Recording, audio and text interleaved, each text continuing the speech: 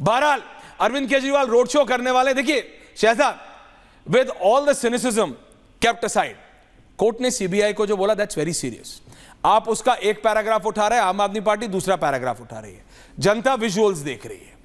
अरविंद केजरीवाल 100 दिन से ज्यादा के बाद जेल से बाहर आ रहे हैं। आम आदमी पार्टी इसको राजनीतिक तौर पे जितना हो सकता है उतना भुनाएगी।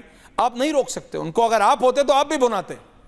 आप भी जो सत्ता में बैठे होते बोलते देखो तुम हार गए, हमारा नेता बाहर आ गया। अब वो बेल पे हैं, कंडीशनल है, उन सब टेक्निकलिटीज में कौन जाता है?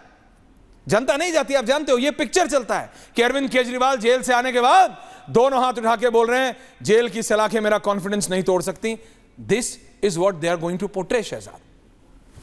शहजाद जी, सबसे पहले ऐश्वर्या जी, आपने क्योंकि कहा कि शादी का बैंड है, तो आजकल मॉडर्न ज़माने में शादी संगीत से शुरू होती है और कॉकटेल तक जाता है मामला। तो अब मुझे से उम्मीद है कि ये अभी तो पार्टी शुरू हुई है, ये शुरुआत तो ठीक है, पर 4 बोतल वोदका तक ना पहुंच जाए, क्योंकि इनकी तो स्पेशलाइजेशन इसी में है, 4 बोतल वोदका। एनीवे, दूसरी बात ये है कि आज अपने दूसरा दृश्य देखा, अभी आप दिखा रहे थे तो फटाके फोड़ रहे थे।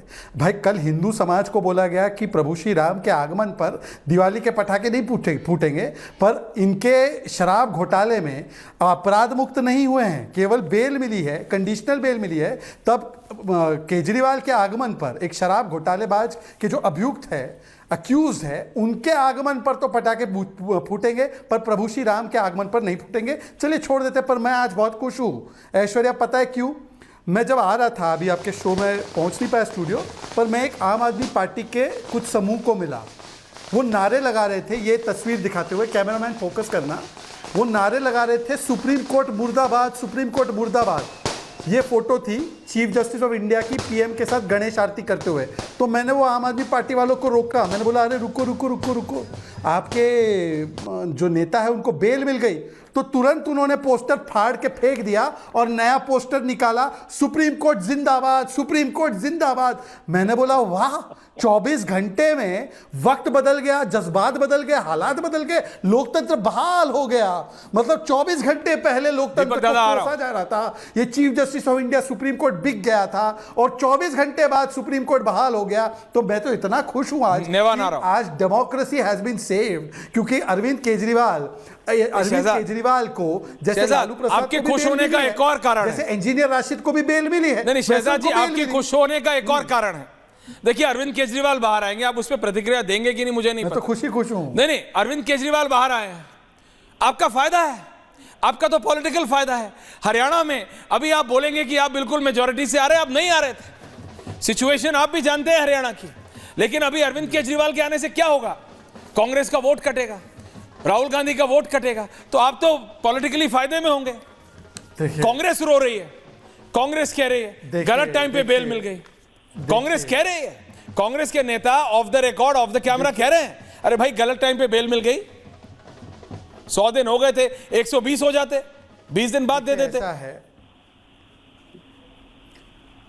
देखिए ऐश्वर्या जी ऐसा है कि कांग्रेस पार्टी तो इनके साथ गठबंधन करने के लिए भी तो डेस्परेट हुई जा रही थी। हाँ, ये बात अलग है कि दिल्ली में इन्होंने उनको साफ कर दिया, पंजाब में हाफ कर दिया, कांग्रेस ने इनको माफ कर दिया। और सोचे ना कैसा रिश्ता है इनका। ऐश्वर्या जी, आप और मैं तो मिलेनियल्स है या थोड़े से और पुरानी जनरेशन के हैं। आजकल जेन ज़ी में नया कॉन्सेप्ट है फ्रेंडशिप विद बेनिफिट। ये दिल्ली चुनाव, लोकसभा चुनाव से पहले इनका हम साथ साथ है था, और लोकसभा चुनाव में 0 आउट ऑफ 7 मिला, तो हम आपके है कौन हो गए। पंजाब में अकेले हम अकेले तुम हैं, और हरियाणा में कभी हाँ कभी ना चल रहा था, अब तो अलविदा ही हो गया है। परंतु सवाल ये बनता है, मेरे 2 सवाल है, केवल 2 सवाल। एक सवाल ये है कि हमें कन्विंस करने के बदले ये हमें कन्विंस करते हैं हमने शराब घोटाला नहीं किया जी, हम तो बहुत ईमानदार है जी। ये देवेंद्र यादव है, कांग्रेस के अध्यक्ष है दिल्ली में, वो कहते हैं कि आम आदमी पार्टी 3C की पार्टी है। 3C मतलब वो वाला C नहीं, C for cheating, C for corruption, C for commission. ये बहुत ही शुद्ध शाकाहारी डिबेट है, तो मैं इसलिए कह रहा हूँ ये 3 C's मतलब चीटिंग, करप्शन एंड कमीशन। मैं तो बोल रहा हूँ इनको C से कन्विंस करो कि आप भ्रष्टाचारी नहीं हो। अनुराग जी आ रहा हूँ।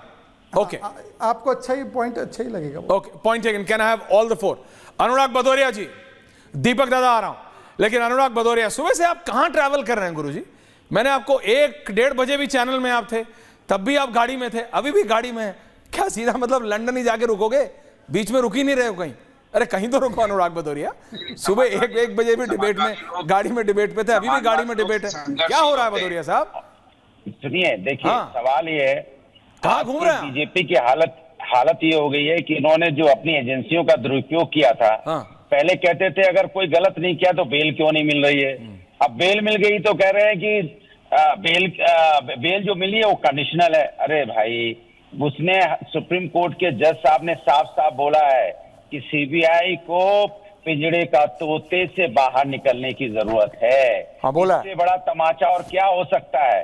जब सुप्रीम कोर्ट के जज साहब साफ साफ कह रहे हैं कि भारतीय जनता पार्टी ने जो अरेस्टिंग की थी वो अरेस्टिंग ठीक नहीं थी, उसके बावजूद भी अब ये हल्ला मचा रहे हैं। सवाल ये उठता है कि भारतीय जनता पार्टी की पोल खुल गई है कि वो भ्रष्टाचार कर रही है, वो विपक्षियों के नेताओं को फंसा के जेल में डालना चाहती है।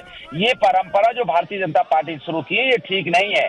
आज बीजेपी के पास जवाब नहीं है। मैंने तो सोचा था भारतीय जनता पार्टी के प्रवक्ता आज दिखाई नहीं पड़ेंगे, आज कहीं इधर उधर भाग जाएंगे, लेकिन बड़ा देखिए बड़ी बेशर्मी से आ भी रहे हैं और चिल्ला भी रहे हैं। पहले चिल्ला के बोलते थे बेल क्यों नहीं मिल रही है, बेल क्यों नहीं मिल रही है, बेल क्यों नहीं मिल रही है। अब बेल मिल गई तो कह रहे कंडीशनर मिली है, कंडीशनर मिली है।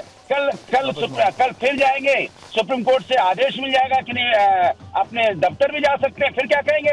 फिर कहेंगे अरे दफ्तर तो जा सकते हैं लेकिन पहले जो भ्रष्टाचार हुआ था पहले। अरे भाई, अब भ्रष्टाचारियों को तो आप अपनी पार्टी में शामिल करते हैं, जिन पे आप भ्रष्टाचारी का आरोप लगाते हैं उनको तो आप चक्की पीसिंग की बात करते करते उनको मंत्री बनाएंगे तक की बात हो जाती है, उसके बारे में तो आप कुछ नहीं बोलते हो।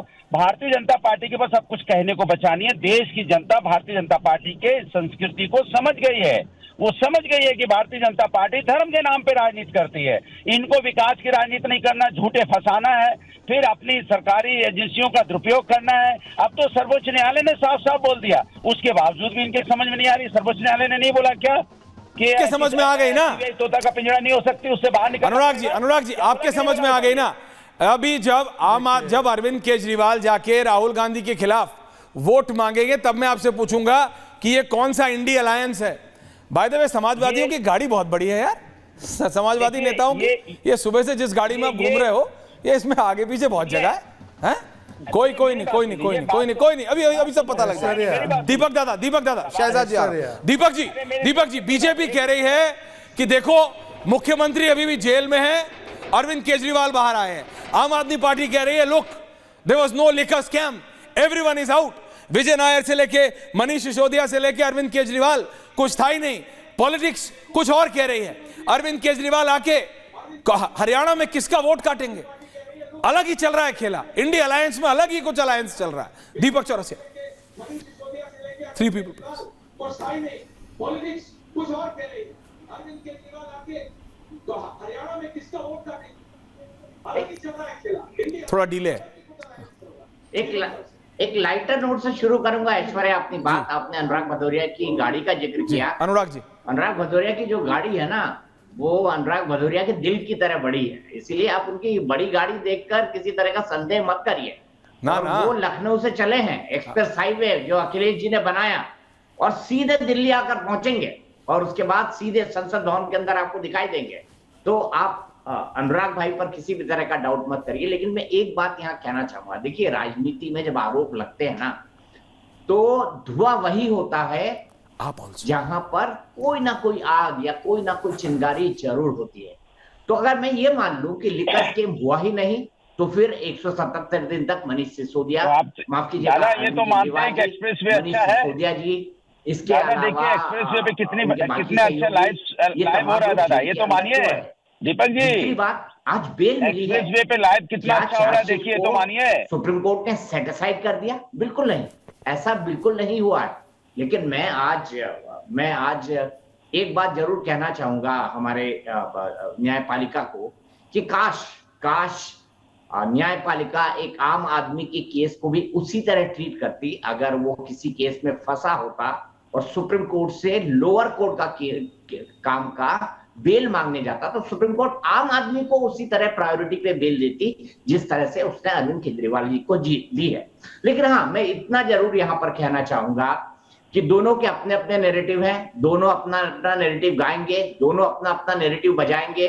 बीजेपी कहेगी कि देखिए साहब, मुख्यमंत्री नहीं बाहर आए हैं, अरविंद केजरीवाल बाहर आए हैं। फाइल तो वो पहले ही साइन नहीं करते थे, निवान मंत्रालय उन्होंने पहले ही नहीं ले रखा था। क्यों नहीं ले रखा था, इस पर कई तरह की टिप्पणियां हो सकती है। और दूसरी तरफ मैं मानूंगा कि आम आदमी पार्टी के लिए भी एक पॉलिटिकल विक्ट्री है, और खासतौर पर हरियाणा चुनाव के पहले।